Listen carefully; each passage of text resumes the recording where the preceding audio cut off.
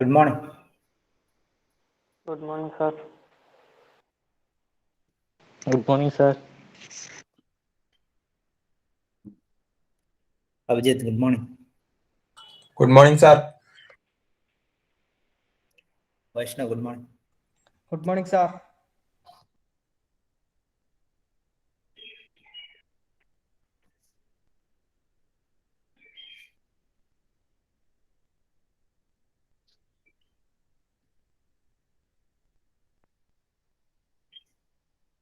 Abraham, good morning. Sir.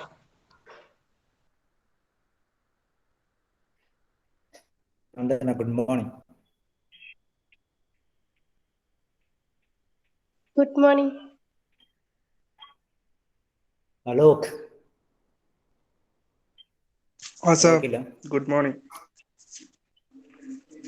Hindi, sir. So, നമ്മളിന്ന് start ചെയ്യാൻ പോകുന്നത് 5th മൊഡ്യൂളാണ്. നമ്മൾ 4th മൊഡ്യൂളിൻ്റെ എല്ലാ വർക്കും കഴിഞ്ഞു. അസൈൻമെൻറ്റിൽ ഇംഗ്ലീഷിൽ അപ്ലോഡഡ് ആണ്. സോ പറഞ്ഞിരിക്കുന്ന ടൈമിൽ സബ്മിറ്റ് ചെയ്യാം. So we are going to 5th module. Laser and holography. So അതിനു മുമ്പ് ബിദിൽ രാജ്, എന്താ സോണാറിന്റെ full form? What is the full form of sonar?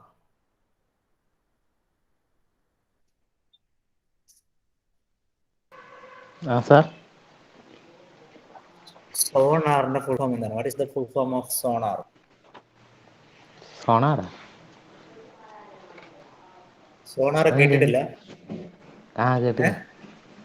കേട്ടില്ല. ഫുൾ ഫോം എന്താണ്?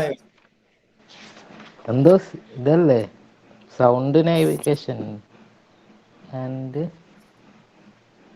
റേഞ്ചിങ്.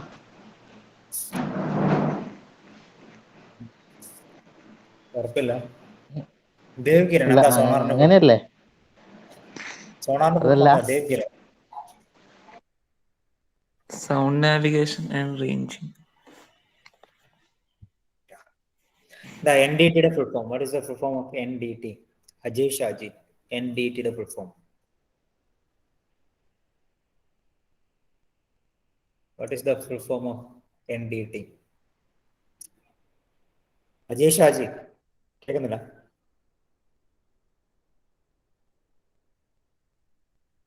അജയ് ഷാജി ക്ലാസ്സിലില്ല, ജോയിൻ ചെയ്ത് ഞാൻ കണ്ടിരുന്നു, അതുകൊണ്ടാണ് ചോദിച്ചത്. അജയ് ഷാജി എന്നാ അജയ് ഷാജി അബ്സെന്റ് ആണ്. സോ അടുത്തയാൾ പറ. Abhijith, NDT, full form of NDT. നമ്മുടെ അപ്ലിക്കേഷൻ ഓഫ് അൾട്രാസൗണ്ട്. NDT യുടെ ഫുൾ ഫോം?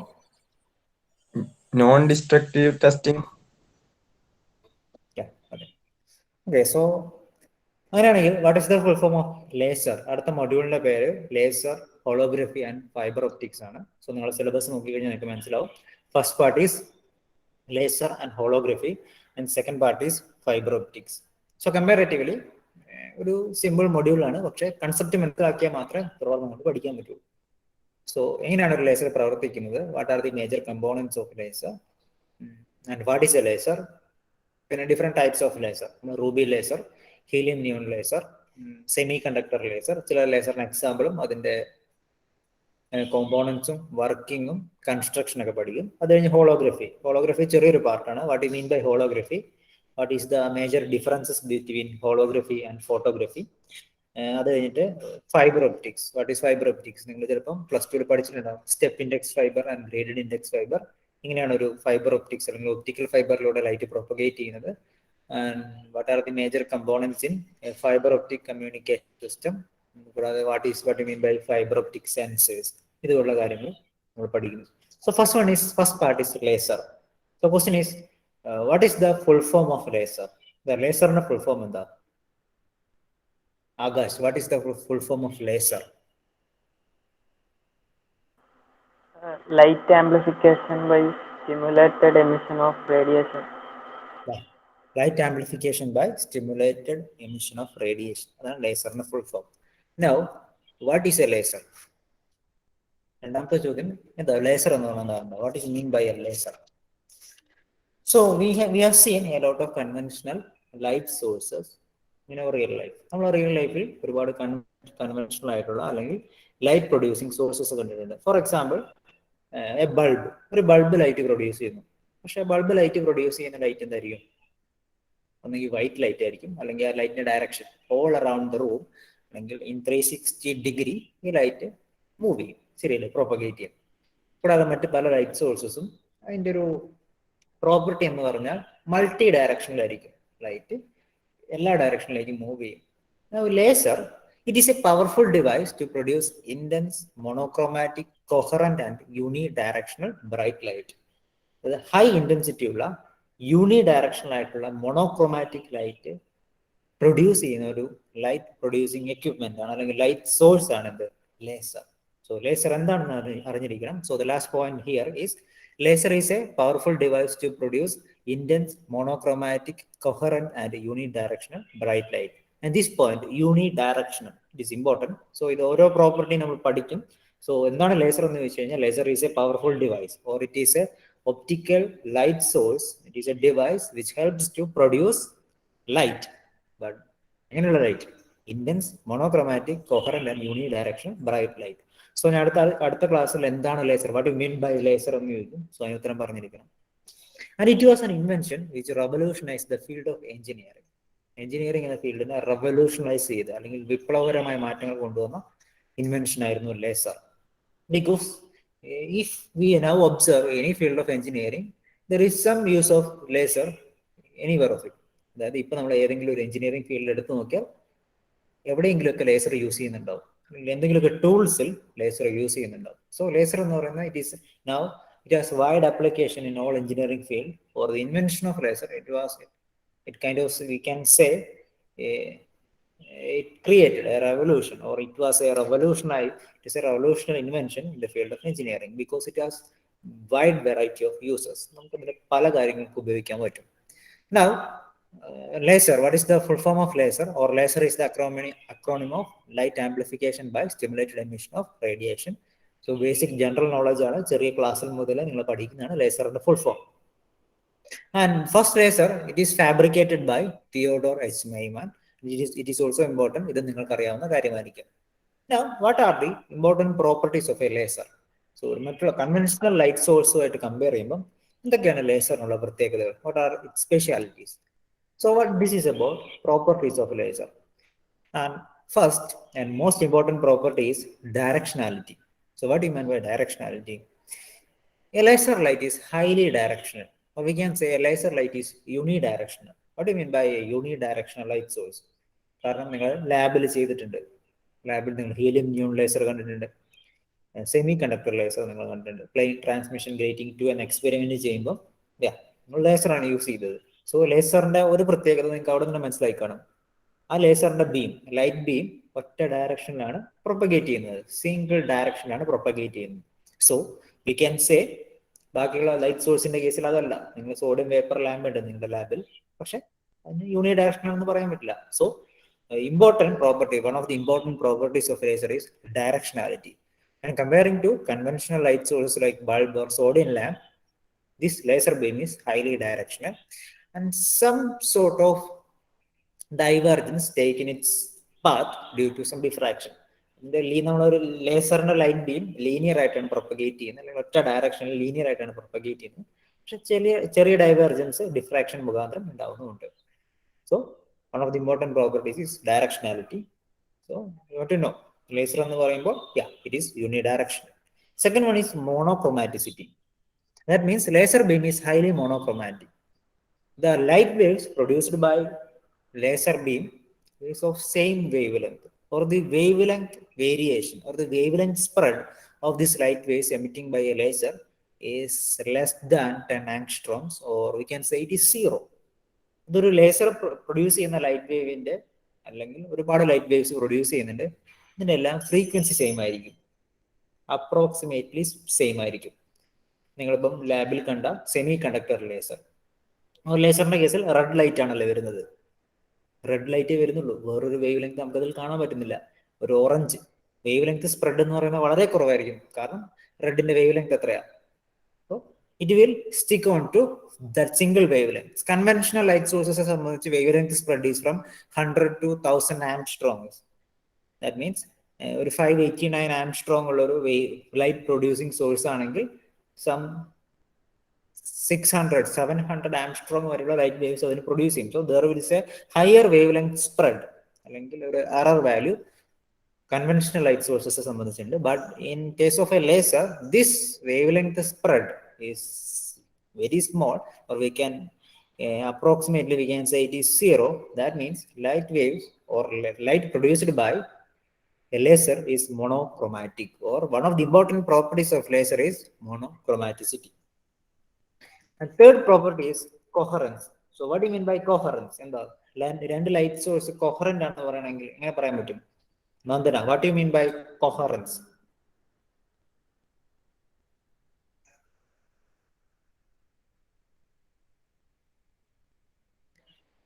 Sir, അറിയില്ല. നന്ദന എന്നൊരു 5 പ്രാവശ്യം എഴുത് കൊഹറൻസ് എന്താണെന്ന്. സെക്കൻഡ് മൊഡ്യൂളിലുണ്ട് കൊഹറൻസ് എന്ന് എന്താണ്.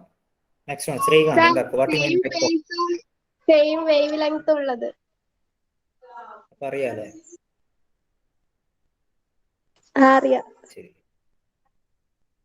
ശ്രീകാന്ത് എന്താ കൊഹറൻസ് എന്ന് പറഞ്ഞാൽ എന്താ? വേവ് ലെങ്ത് സെയിം ആയാൽ മതിയോ? ഫ്രീക്വൻസിയും വേവ് ലെങ്ത് സെയിം ആയ ഫ്രീക്വൻസി സെയിം ആയിരിക്കും. ആംപ്ലിറ്റ്യൂഡ് ലൈറ്റ് സോഴ്സസ് അല്ലെങ്കിൽ ഒന്നോ രണ്ടോ അതിലധികമോ ലൈറ്റ് വേവ്സ് അതിന്റെ ഫ്രീക്വൻസിയും ആംപ്ലിറ്റ്യൂഡും ഫേസ് ഡിഫറൻസും ഒക്കെ സെയിം ആണെങ്കിൽ, അല്ലെങ്കിൽ അപ്രോക്സിമേറ്റ്ലി സെയിം ആണെങ്കിൽ, അല്ലെങ്കിൽ we can constant phase difference ആണെങ്കിൽ we can say these light waves are coherent. Similarly ഒരു ലേസർ പ്രൊഡ്യൂസ് ചെയ്യുന്ന ലൈറ്റ് വേവ്സ് എല്ലാം കൊഹറന്റ് ആയിരിക്കും. That means all the light waves produced by a laser is highly coherent. That means it has approximately same amplitude, same frequency, and a constant phase difference. So coherence എന്താണെന്ന് അറിയാമെങ്കിൽ we can say one of the important property of laser is coherence. And next property is high intensity. Laser produces a high intense light. Laser observe ചെയ്താൽ അറിയാം, laser produce ചെയ്യുന്ന light എന്താ? It is of high intensity. That means amplitude of light waves produced by laser is very high. Or ഈ എല്ലാ light waves നമ്മൾ unidirectional ആയിട്ട് direct ചെയ്യുന്നതുകൊണ്ട് തന്നെ, അതായത് ഒരു കൺവെൻഷണൽ ലൈറ്റ് സോഴ്സ് നിന്ന് പ്രൊഡ്യൂസ് ചെയ്യുന്ന ലൈറ്റ് എല്ലാ ഡയറക്ഷനിലേക്കും പ്രൊപ്പഗേറ്റ് ചെയ്യുന്നു. പക്ഷെ ലേസറിന്റെ കേസിൽ എന്താ?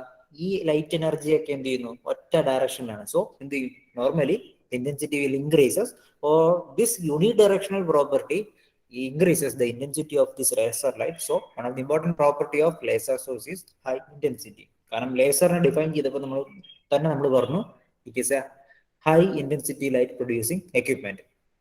And last property is focusing and collimating property. We can focus the waves or the light produced by a focus, so produced by a laser, to a very small area. ഉദാഹരണത്തിന് ഒരു torch വെച്ച് നമ്മളിപ്പോൾ ഒരു സ്ക്രീനിൽ അല്ലെങ്കിൽ വീട്ടിലെ ചുമരിൽ അടിച്ചു കഴിഞ്ഞാൽ we can see A cross sectional area of light. ഒരു ലൈറ്റിന്റെ ക്രോസ് സെക്ഷണൽ ഏരിയ കാണും. പക്ഷെ ഒരു ലേസർ വെച്ച് അടിച്ചു കഴിഞ്ഞാൽ we can see that A small dot ആണ് നമുക്കൊരു സ്ക്രീനിൽ കാണാൻ പറ്റുക.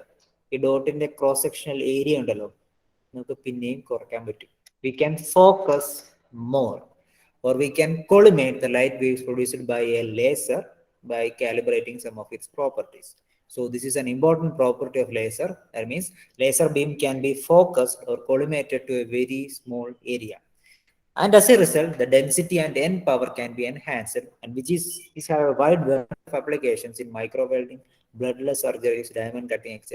So these are cross sectional area. Laser or സ്ക്രീനിലേക്ക് ഇൻസിഡന്റ് ചെയ്യിപ്പിച്ചു കഴിഞ്ഞാൽ കാണുന്ന ഡോട്ടിന്റെ ക്രോസ് സെക്ഷണൽ ഏരിയ കുറച്ച് വരുന്നതും തോറും, അത് കുറയും തോറും എന്ത് ചെയ്യും? ഡെൻസിറ്റി ആൻഡ് പവർ അല്ലെങ്കിൽ intensity is increasing very much. ഇത് എന്ത് ചെയ്യാൻ പറ്റും? ഇത് ഡയമണ്ട് കട്ടിങ്, മൈക്രോ വെൽഡിങ്, പല ആപ്ലിക്കേഷൻസിലും നമുക്ക് യൂസ് ചെയ്യാൻ പറ്റും.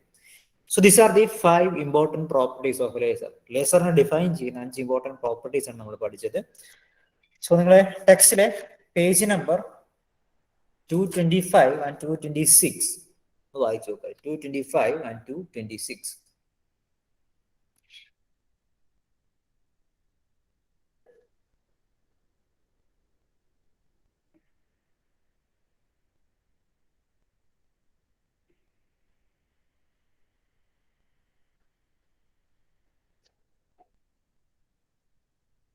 225 and 226.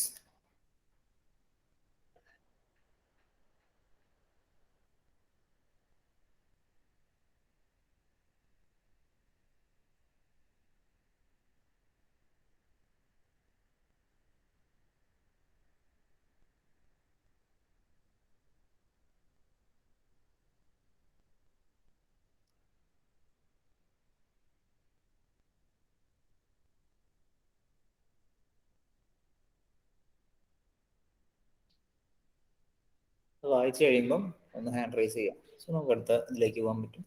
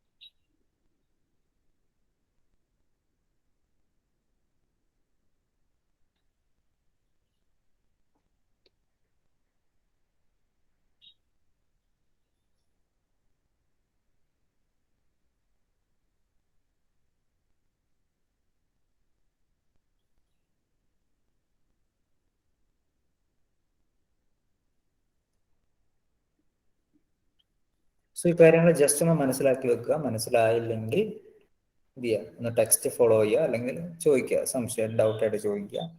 സോ നാളെ ഞാൻ ചോദിക്കും എന്താണ് coherence, what you mean by unidirectionality, what you mean by monochromaticity. So what are the properties of laser, what is a laser, and what is the full form of laser?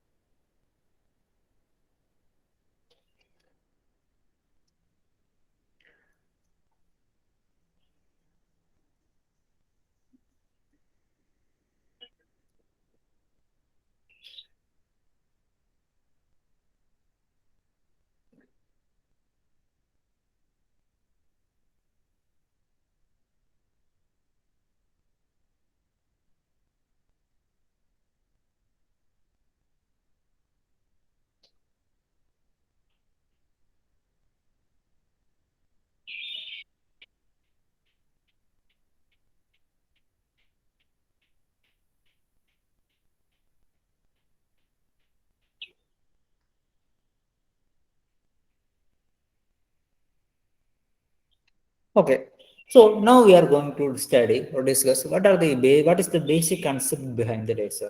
What is the working principle of laser? ഒരു laser എങ്ങനെ work ചെയ്യുന്നു? ഒരു conventional light സോഴ്സിൽ നിന്ന് വ്യത്യസ്തമായിട്ട് ഒരു laser മാത്രം എങ്ങനെയാണ് ഇത്രയ്ക്കും യൂണി ഡയറക്ഷണൽ ആയിട്ടുള്ള ഹൈ ഇന്റൻസിറ്റി ഉള്ള ലൈറ്റ് വേവ് പ്രൊഡ്യൂസ് ചെയ്യാൻ ലേസറിന് എങ്ങനെ പറ്റുന്നു? So we are going to study the atomic structure or the molecular structure of or what is the how this light will transmitted from a laser. So initially ഇത് മനസ്സിലാക്കണമെങ്കിൽ നമ്മൾ 3 കാര്യങ്ങൾ പഠിക്കണം.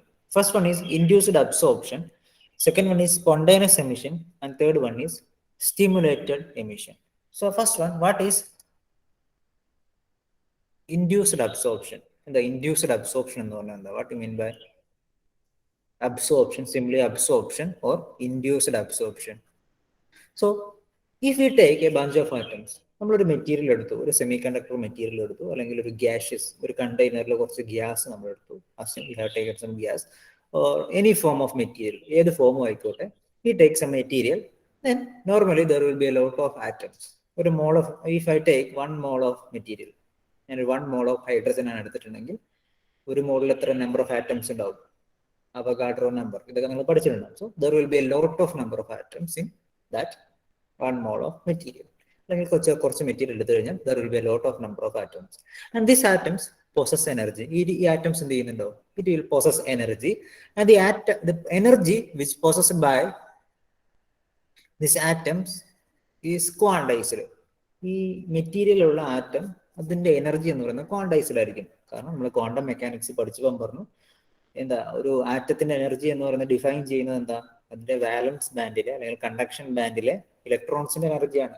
So electron എന്ന് പറയുന്നത് it is A nuclear potential, അല്ലെങ്കിൽ square well potential ആയിരുന്നപ്പോൾ തന്നെ ഇലക്ട്രോൺ പോലെയുള്ള ഒരു പാർട്ടിക്കിളിന്റെ എനർജി ക്വാണ്ടൈസ്ഡ് ആയിരുന്നു. So in A nuclear potential the value of energy, the energy value of electron is quantized. So we can say, yeah, the energy possessed by atoms is quantized.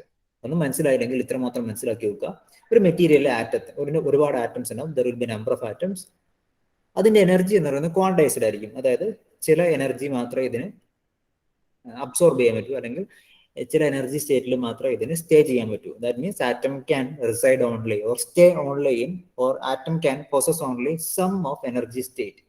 And from the behavior of nature, normally എല്ലാ മെറ്റീരിയൽസും, atoms ആയിക്കോട്ടെ, molecules ആയിക്കോട്ടെ, എല്ലാ ഒബ്ജക്ട്സും lower energy സ്റ്റേറ്റിൽ stay ചെയ്യാനുള്ള ടെൻഡൻസിയാണ് കാണിക്കുന്നത്. According to thermodynamics, everything, അല്ലെങ്കിൽ law of entropy ഒക്കെ വെച്ചിട്ട് എന്താണ്, എല്ലാ molecules, ആറ്റംസും it have a tendency to stay in lower energy state.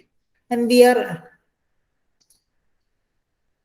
just saying that lower energy state is E1. E1 എന്ന് പറയുന്നതാണ് lower energy state അല്ലെങ്കിൽ ground state. And E2 is an excited state. E2 is an excited state. E2 എന്ന് പറയുന്നത് ഈ നമ്മളെടുത്ത number atoms ഇല്ലേ, അതിന് process ചെയ്യാൻ പറ്റുന്ന ഹയർ എനർജിയാണ്. ബട്ട് E1 എന്ന സ്റ്റേറ്റിലായിരിക്കും കൂടുതൽ പാർട്ടിക്കിൾസ് ഉണ്ടാവുക. ഒരു ബഞ്ച് ഓഫ് ആറ്റംസ് എടുത്തു കഴിഞ്ഞാൽ there will be more number of atoms. കൂടുതൽ ആറ്റംസും E1 എന്ന് പറഞ്ഞാൽ ഗ്രൗണ്ട് സ്റ്റേറ്റിലായിരിക്കും. അല്ലെങ്കിൽ കൂടുതൽ more number of atoms will possess the ground state energy. കൂടുതൽ നമ്പർ ഓഫ് ആറ്റംസിനും ഏത് എനർജി ഉണ്ടാവുള്ളൂ? ഗ്രൗണ്ട് സ്റ്റേറ്റ് എനർജി E1 മാത്രമേ ഉണ്ടാവുള്ളൂ. So assume that I am assuming an atom is in ground state E1. ഒരു ആറ്റം ഗ്രൗണ്ട് സ്റ്റേറ്റിലാണ്, E1 എന്ന എനർജിയുടെ ground സ്റ്റേറ്റിലാണ്. Now if we incident this atom with some energy or with some photon, നമ്മൾ ഈ ആറ്റത്തിന് എന്ത് ചെയ്യുന്നു? ഒരു റേഡിയേഷൻ വെച്ച് incident ചെയ്യുന്നു. If we are applying radiation to this atom by photon of frequency mu, then what happens? So ഒരു photon വെച്ച് incident ചെയ്യുന്നു, അപ്പം സംഭവിക്കും, this atom will absorb energy. ഈ ആറ്റം എന്ത് ചെയ്യും? ഈ ഫോട്ടോണിന്റെ എനർജി അബ്സോർബ് ചെയ്യും. And it will reach energy state E2 from E1 if E1 എന്ന എനർജി സ്റ്റേറ്റിൽ നിന്ന് E2 എന്ന എക്സൈറ്റഡ് സ്റ്റേറ്റിലേക്ക് എനർജി ട്രാൻസ്മിഷൻ നടക്കും. എപ്പോൾ? What is the condition? If only if this energy h mu, ഈ ഫോട്ടോണിന്റെ energy is greater than E2 minus E1. Incident ചെയ്ത റേഡിയേഷന്റെ എനർജി അല്ലെങ്കിൽ ഫോട്ടോണിന്റെ എനർജി ഈ എനർജി ഗ്യാപ്പിനേക്കാൾ വലുതാണെങ്കിൽ മാത്രം, ഓർ ഈക്വൽ ആണെങ്കിൽ മാത്രം, H mu greater than or equal to E2 minus E1, then we can say this atom from ground state E1 will absorb energy and reach the ground excited or higher energy state E2, and this process is called absorption. ഈ പ്രോസസ്സിനാണ് നമ്മൾ വിളിക്കുന്നത് induced absorption. അതായത് ground സ്റ്റേറ്റിൽ ഒരു atom ഉണ്ട്, അല്ലെങ്കിൽ ഒരുപാട് atoms ഉണ്ട്. ഇതെന്ത് ചെയ്യും? നമ്മളൊരു ഫോട്ടോൺ വെച്ച്, അല്ലെങ്കിൽ ഒരു ബഞ്ച് ഓഫ് ഫോട്ടോൺസ് വെച്ച് ഇൻസിഡന്റ് ചെയ്ത് കഴിഞ്ഞാൽ അതിലെ ചില ആറ്റംസ് എന്ത് ചെയ്യും? ഈ ഫോട്ടോണിന്റെ എനർജി, റേഡിയേഷന്റെ എനർജി ഗ്യാപ്പിനേക്കാൾ വലുതാണെങ്കിൽ എന്ത് ചെയ്യും?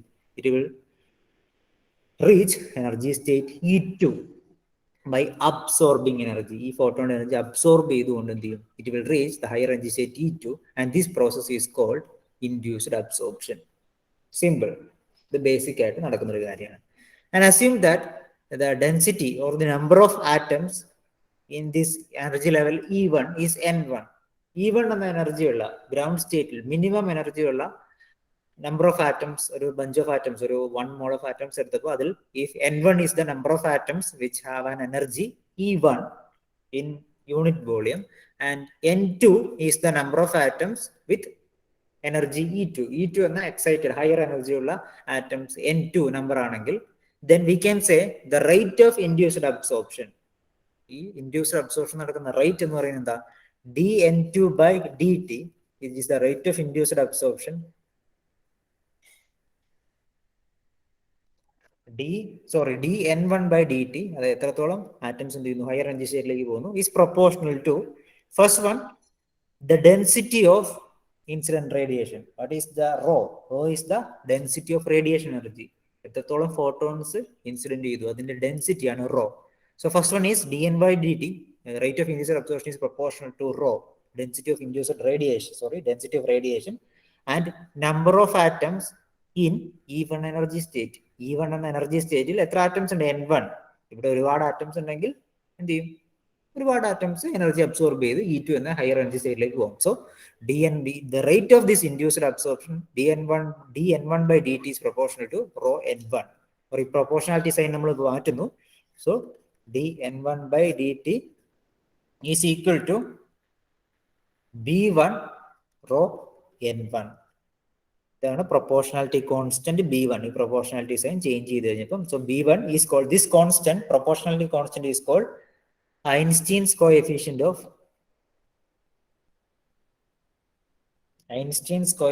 for induced absorption. Einstein's coefficient for induced absorption. Einstein's coefficient for induced absorption. So simple process.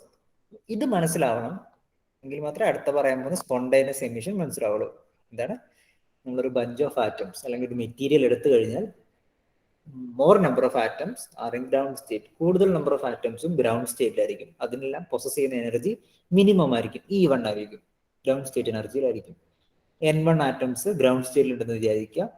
So what happens? നമ്മൾ എനർജി ഒരു റേഡിയേഷൻ ലൈറ്റ് അടിച്ചു കൊടുക്കുന്നു. If we flash some radiation, എന്ത് സംഭവിക്കും? ഈ റേഡിയേഷനിൽ നിന്നും, ലൈറ്റിൽ നിന്നും അല്ലെങ്കിൽ ഫോട്ടോൺസിൽ നിന്നും എന്ത് ചെയ്യും? ഈ ആറ്റംസ് എനർജി അബ്സോർബ് ചെയ്യും. Then it will increase its energy to some energy level E2. അത് സ്വയം എന്ത് ചെയ്യും? അതിന്റെ എനർജി E1 നിന്ന് E2 ആക്കും. സോ ഇത് മെറ്റീരിയലിനുള്ളിൽ E1 എന്ന് പറയുന്ന ഒരു ഫിസിക്കൽ ആയിട്ടൊരു സ്ഥലവും E2 എന്ന് പറയുന്ന വേറൊരു സ്ഥലവും ഉള്ളതൊന്നുമല്ല.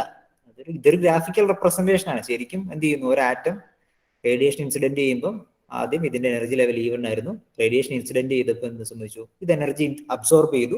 എന്നിട്ട് എന്ത് ചെയ്തു? അതിന്റെ എനർജി E2 ആയി. സോ E1ന്റെയും E2ന്റെ ഇടയ്ക്കുള്ള എനർജി നിൽക്കാൻ പറ്റൂല. That is the point. So this is A graphical representation. So it will reach the energy level E2. ഇതിനെയാണ് നമ്മൾ ഇൻഡ്യൂസ്ഡ് അബ്സോർപ്ഷൻ എന്ന് പറയുന്നത്. സിമ്പിൾ. സോ ഇൻഡ്യൂസ്ഡ് അബ്സോർപ്ഷൻ മനസ്സിലായി കഴിഞ്ഞാൽ then next thing is spontaneous emission. What is spontaneous emission? So നമ്മൾ എന്ത് ചെയ്തു? Already നമ്മൾ ആറ്റത്തിന് എനർജി കോൺട്രിബ്യൂട്ട് ചെയ്ത് എന്ത് ചെയ്തു? അതിനെ E1 എന്ന ഗ്രൗണ്ട് സ്റ്റേറ്റിൽ നിന്ന് E2 എന്ന ഗ്രൗണ്ട് എക്സൈറ്റഡ് സ്റ്റേറ്റിലേക്ക് എക്സൈറ്റ് ചെയ്യിപ്പിച്ചു. Or we done transmission from ground state E1 to E2. Now ഈ E2 എന്ന എക്സൈറ്റഡ് സ്റ്റേറ്റിൽ ആറ്റത്തിന് ഒരുപാട് സമയം നിൽക്കാൻ പറ്റില്ല. Because they have A tendency to go back to the lower energy state. കാരണം എന്താ? അതിന് ലോവർ എനർജി സ്റ്റേറ്റിലേക്ക് പോകാനുള്ള ടെൻഡൻസി ഉണ്ട്. So what happens? After some relaxation time T, ഒരു ടൈം T കഴിയുമ്പോൾ എന്ത് ചെയ്യും? This atom normally spontaneously, that is the word, spontaneously, നമ്മളൊന്നും കൊടുക്കണം, നമ്മളൊന്നും ചെയ്യേണ്ട ആവശ്യമില്ല. It will spontaneously or it will normally it will go back to the lower energy state E1, and that process is called spontaneous emission. And ഈ energy ഉണ്ടല്ലോ, അപ്പൊ എന്ത് ചെയ്യണം? എനർജി E2 എന്ന ഹയർ എനർജി സ്റ്റേറ്റിൽ നിന്ന് E1 എന്ന lower energy സ്റ്റേറ്റിലേക്കാണ് ട്രാൻസ്മിഷൻ നടന്നത്. സോ എന്ത് ചെയ്യും? This energy will get transmitted. ഈ എനർജി ഡിഫറൻസ് എന്ത് ചെയ്യും? So normally according to energy conservation, higher energy സ്റ്റേറ്റിൽ നിന്ന് ലോവർ എനർജി സ്റ്റേറ്റിലേക്ക് പോകുമ്പോൾ എന്ത് ചെയ്യണം? എനർജി എമിറ്റ് ചെയ്യണം. കാരണം എനർജി അബ്സോർബ് ചെയ്തിട്ടാണല്ലോ E1 നിന്ന് E2 പോയത്. സോ നോർമലി തിരിച്ച് എനർജി കുറയുന്ന സമയത്ത്, സെൽഫ് ആയിട്ട് എനർജി റെഡ്യൂസ് ചെയ്യുന്ന സമയത്ത്, this energy will get transmitted in the form of a photon with frequency mu, and this E2 minus E1 should equal to h mu. So E2 ൽ നിന്ന് E1 ലേക്കാണ് energy reduction നടന്നതെങ്കിൽ അല്ലെങ്കിൽ transmission നടന്നതെങ്കിൽ energy of photon എന്തായിരിക്കണം? It should be h mu, or the radiation of frequency is mu. So ഈ ട്രാൻസ്മിഷന്റെ സമയത്ത്, ഈ spontaneous എമിഷന്റെ സമയത്ത് എന്ത് ചെയ്യും? ലൈറ്റ് എമിറ്റ് ചെയ്യപ്പെടും with frequency mu. So the atom will reach the ground state, and this process is called spontaneous emission. Absorption മനസ്സിലായിട്ടുണ്ടെങ്കിൽ spontaneous emission is simple. And Einstein said that the rate of the spontaneous emission rating dN2 by dt is proportional to, എന്തിനാണ് proportional? ഇവിടെ നമ്മൾ ഒരു photon incident ചെയ്യിപ്പിച്ചിട്ടില്ല. ഇത് E2 എന്ന excited state ഉണ്ടായിരുന്ന electron സ്വയം spontaneously ആണ് എന്ത് ചെയ്യുന്നത്? E1 എന്ന സ്റ്റേറ്റിലേക്ക് തിരിച്ചു വന്നത്, എനർജി അല്ലെങ്കിൽ സ്വയം എനർജി റെഡ്യൂസ് ചെയ്തത്. So only dN2 by dt is only proportional to N2. E2 എന്ന എനർജി സ്റ്റേറ്റിൽ what is the density, what is the population density, അല്ലെങ്കിൽ N2 എത്ര ആറ്റംസ് ഉണ്ട് E2 എന്ന എനർജി സ്റ്റേറ്റിൽ. So dN2 by dt is proportional to N2, or dN2 by dt is equal to, proportionality sign ഞാൻ മാറ്റുന്നു, it is given as A2 N2. ഇതാണ്, this A2 is proportionality constant, and it is called Einstein's coefficient of spontaneous emission. Einstein's coefficient of spontaneous emission. So simple. Absorption എന്ന് പറഞ്ഞാൽ ഒരു lower energy സ്റ്റേറ്റിൽ energy E1 എന്ന energy സ്റ്റേറ്റിൽ ഉണ്ടായിരുന്ന electron ആറ്റത്തിന് നമ്മൾ എന്ത് ചെയ്യുന്നു? ഒരു എനർജി കൊടുക്കുന്നു, അത് E2 എന്ന ഹയർ ലെവലിലേക്ക് പോകുന്നു. അതാണ് അബ്സോർപ്ഷൻ. എനർജി അബ്സോർബ് ചെയ്ത് ലോവർ എനർജി സ്റ്റേറ്റിൽ നിന്ന് ഹയർ എനർജി സ്റ്റേറ്റിലേക്ക് പോയി. അവിടെ സ്പോണ്ടേനിയസ് എമിഷൻ എന്ന് പറഞ്ഞാൽ ഹയർ എനർജി സ്റ്റേറ്റിൽ ഉള്ള ഒരു ആറ്റം കുറച്ച് കഴിയുമ്പോൾ എന്ത് ചെയ്യും? It will spontaneously or normally it will reach back to E1, lower energy സ്റ്റേറ്റിലേക്ക് പോകും, അല്ലെങ്കിൽ സ്വയം എനർജി റെഡ്യൂസ് ചെയ്യും. എങ്ങനെ റെഡ്യൂസ് ചെയ്യുന്നത്? By transmitting radiation. പുറത്തേക്കൊരു റേഡിയേഷൻ വിടും with frequency mu, or we can say energy is h mu. അതാണ് സ്പോണ്ടേനിയസ് എമിഷൻ. സോ അതിൻ്റെ കൂടെ ഐൻസ്റ്റീൻസ് കോഎഫിഷ്യന്റും കൂടി ഒന്ന് നോക്കുക, സിമ്പിൾ ആണ്. Now what is stimulated emission? The third and most important point, ഇതാണ് ലേസറിന് പിന്നിലെ working principle, stimulated emission. So എന്താണ് ഇൻഡ്യൂസ്ഡ് അബ്സോർപ്ഷൻ, സ്പോണ്ടേനിയസ് എമിഷൻ എന്ന് പഠിച്ചു. Then what is stimulated emission? So we said that there will be, assume that there will be a number of atoms. E1 എന്ന energy ഉള്ള number of atoms N1 in a unit volume N1 ആയിരിക്കും. N2 is the number of atoms in state E2. So എന്ത് സംഭവിക്കും? N2 number of atoms എന്ത് ചെയ്യും? കുറച്ച് കഴിയുമ്പോൾ എന്ത് ചെയ്യും? It will try to reduce its energy by moving from this high energy state E2 to E1. So എന്ത് ചെയ്യും? സ്പോണ്ടേനിയസ് എമിഷൻ നടക്കുമല്ലേ? കാരണം ഹയർ എനർജിയിലാണ് കുറെ ആറ്റംസ് ഉള്ളത്. സോ അത് ലോവർ എനർജി ലെവലിലേക്ക് പോകാനുള്ള ടെൻഡൻസി കാണിക്കും.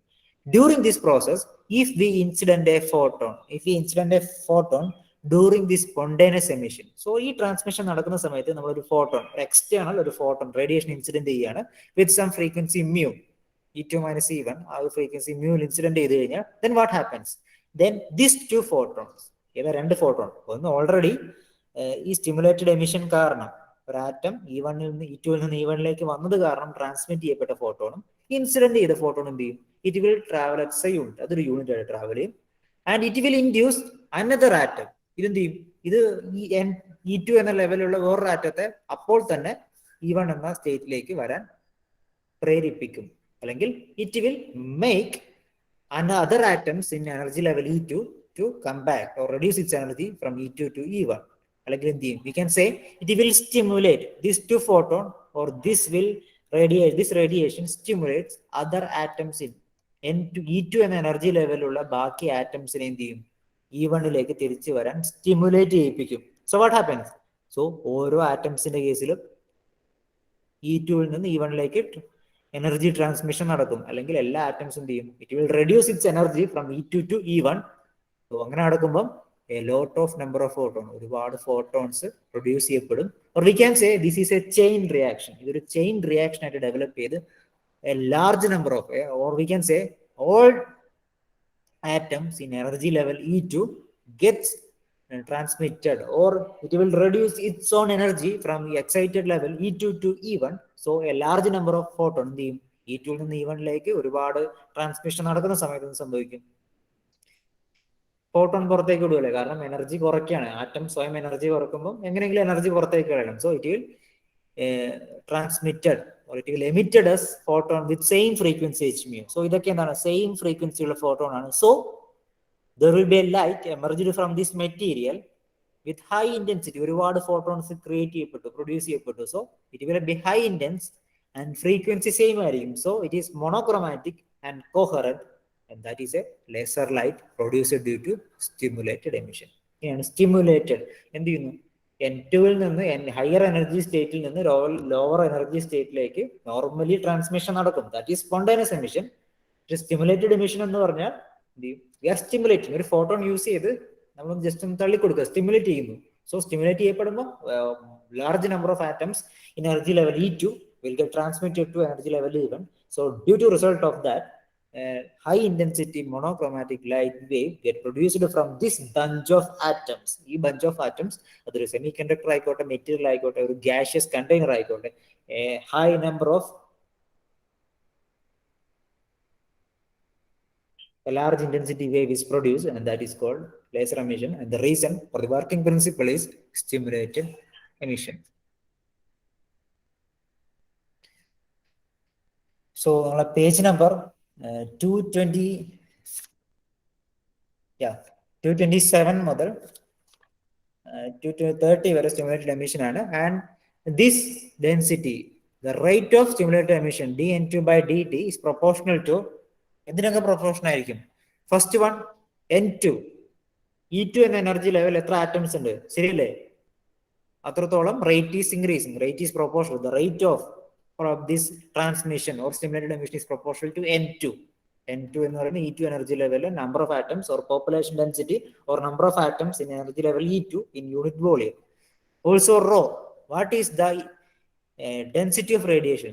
നമ്മൾ എക്സ്റ്റേണൽ ആയിട്ട് അപ്ലൈ ചെയ്യുന്ന ഫോട്ടോണിന്റെ അല്ലെങ്കിൽ റേഡിയേഷന്റെ density we are applying or we are incidenting this spontaneous emission or this atom with external radiation. And what is the density of this radiation? That is rho.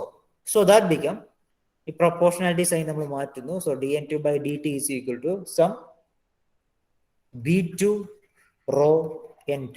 And this B2 is the proportionality constant and it is called Einstein's coefficient of stimulated emission. Einstein's coefficient of stimulated emission. So this is the working principle behind a laser. ഇതാണ് ഒരു ലേസറിന്റെ പിന്നിലെ important working principle. So ഇത് ഈ concept മനസ്സിലാക്കാൻ ശ്രമിക്കുക. ഈ concept മനസ്സിലാക്കി കഴിഞ്ഞാൽ ബാക്കി ഈ മൊഡ്യൂളിൽ പറയുന്നതൊക്കെ സിമ്പിളാണ്. എങ്ങനെയാണ് ഒരു ലേസർ പ്രൊഡ്യൂസ് ചെയ്യപ്പെടുന്നത് ഒരു ബഞ്ച് ഓഫ് ആറ്റംസ് മെറ്റീരിയലിൽ നിന്ന്? സോ ട്രൈ ടു എന്താണ് induced absorption, what is spontaneous emission, what is stimulated emission, ഇത് പഠിക്കാൻ ശ്രമിക്കുക. മനസ്സിലായില്ലെങ്കിൽ ജസ്റ്റ് എന്നെ ഒന്ന് കോൺടാക്ട് ചെയ്യുക. ഇപ്പൊ ഇതൊന്ന് വായിച്ചു നോക്കുക, ജസ്റ്റ് 1 മിനിറ്റ് ജസ്റ്റ് ഒന്ന് പ്ലെയിൻ ആയിട്ട് വായിച്ചു നോക്കുക. അത് നമുക്ക് അറ്റൻഡൻസ് എടുക്കാം.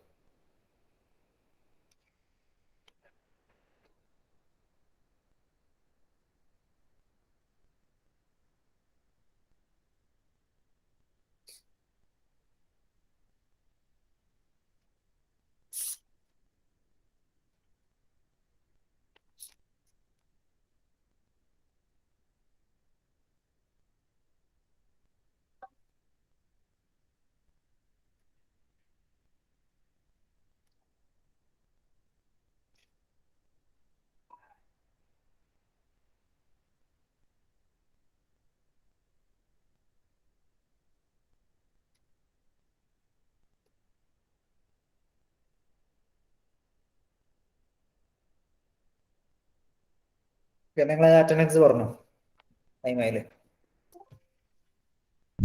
1, 2, 3, 4, 5, 6,